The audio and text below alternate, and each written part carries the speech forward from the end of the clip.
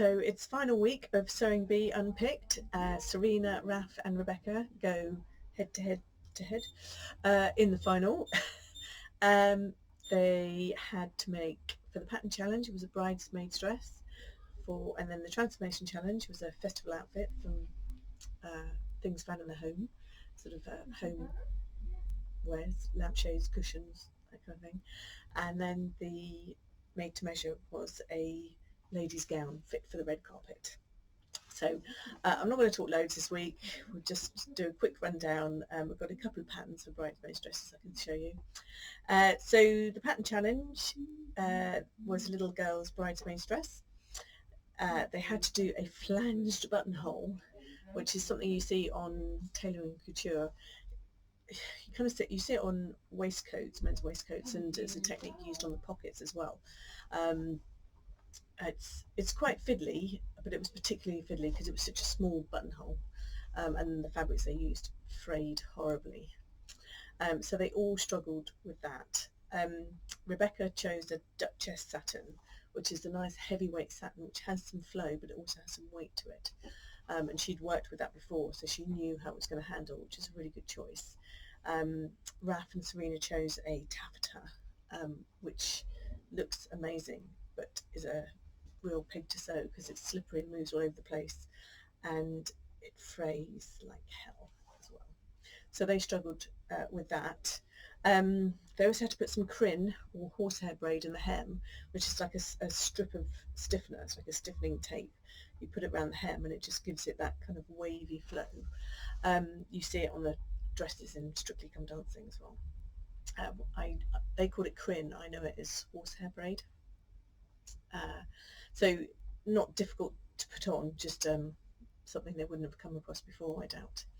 So let me think. Rebecca, she was penalised because her sash wasn't very well finished. I don't think she pressed it very well at the end, which kind of let her down, and the bow, she tied it a bit scuffily, so that kind of let her down. But I really like the colours that she used, the pale blue with the contrast sash tie.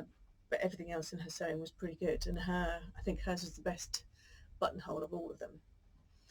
Raph, he was penalised for not finishing the bodice in the way that they wanted them to. He just sewed the bodice, the facing, together onto the skirt and then finished it with an overlocker. He didn't stitch the front of the bodice on, turn it in, turn the facing over, and then stitch in the ditch, which is the finish that they wanted, which would have hidden all the seams and made it less bulky. So he rightly got penalised for that.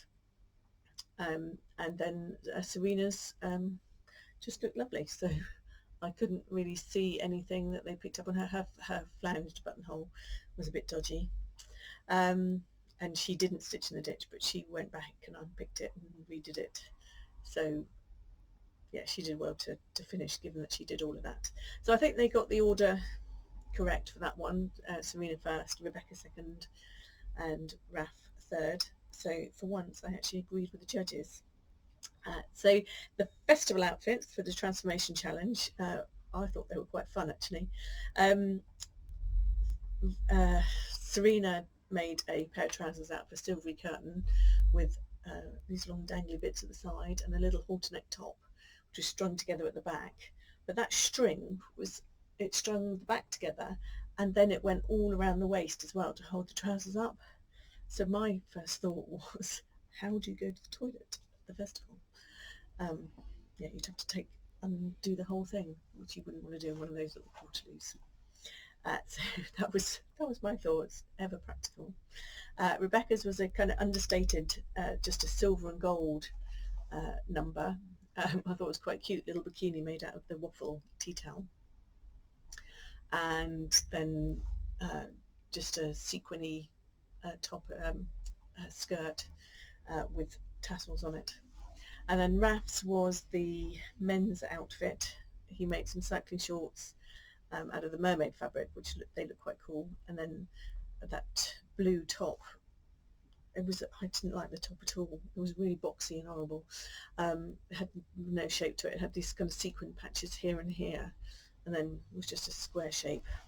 And then he did a headband with tassels at the back, which Patrick particularly liked. And then his crochet bag made out of his cushion was quite cute. But my thoughts were they would have known who did the men's outfit, because I wouldn't have made a men's outfit. I would have made a woman's outfit. And so, yeah, Rebecca and Serena wouldn't have made a men's outfit. So they knew it was Raph's. So, yeah, that was a bit... I didn't necessarily agree with the order that they put them in for that. But there we go. Back to disagreeing with the judges. The final challenge was a gown for the red carpet, and they wanted an off-the-shoulder number. So we're probably going to see a bit of boning, which we got from Raph and Serena.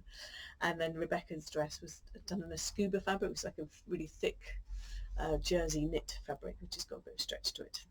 So Rebecca's was a lovely bold print. It's the kind of thing I'd pick out, and a beautifully sculpted dress. It fitted her model like an absolute dream. The way it curved into her back and fitted just under her bum, and Esme did comment on that, that she did like the fit. But the thing with scuba is she didn't have to finish the edges, so on her ruffle she wouldn't have had to done a hem on that, so all of that would have saved time. So probably played it a bit safe, but it was still a really good make. And she pattern matched it at the front, and the frill. It was a little bit, it was like a centimetre out at the front, but actually the overall effect was amazing.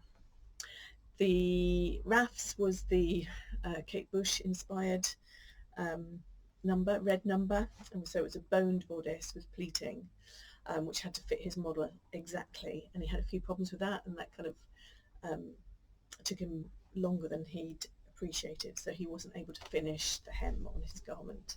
But it was quite a striking looking, very 80s kind of looking number. And Serena's was the Villanelle inspired yellow floaty tulle dress. So it looked quite simple, but actually there's a lot of work in that. I think she had something like 16 meters of fabric to gather up. That would have been a nightmare. They did feature it a little bit, but they don't really show how difficult that is. And then the bodice, actually underneath the top frill, there was a fitted bone bodice, so she'd done all of that as well, and then fitted it under the sleeves. It was all gathered under here as well. So it was a pretty good make, actually. So I think in the end the right person won. She is a very good sewer, and but I think they should all be really, really proud of what they did. So I've got a couple of patterns just for the bridesmaid's dress. The made to measures, I didn't look for patterns. I know Rebecca's was a McCall's one, but I think it's an older pattern because I couldn't find it in the book, so it's probably a bit of a vintage 80s one. So anyway, bridesmaids patterns, I just found a few. I've got 5793. I think this is most like the one that they did. It's got a little gathered skirt, it's got an option with a puff sleeve, and it's got the sash bow. And that goes from age 2 up to age 8. All right, 7648. Similar kind of thing, gathered skirt on the bodice with little sleeves if you wanted, or you can make it sleeveless. The only thing is the sleeves aren't puff sleeves on that one. And then this one, very cute little, for a younger child. We've made this up in the shop as well. We've got it in, not in the bridesmaid fabric, in a gingham fabric. That is 6015. So that's it for me. I've really enjoyed doing these Unpicked. I hope that you have too. I'm going to have to find something else to occupy my time, so I think I'm going to start doing some sew-alongs. So I hope to see you very, very soon.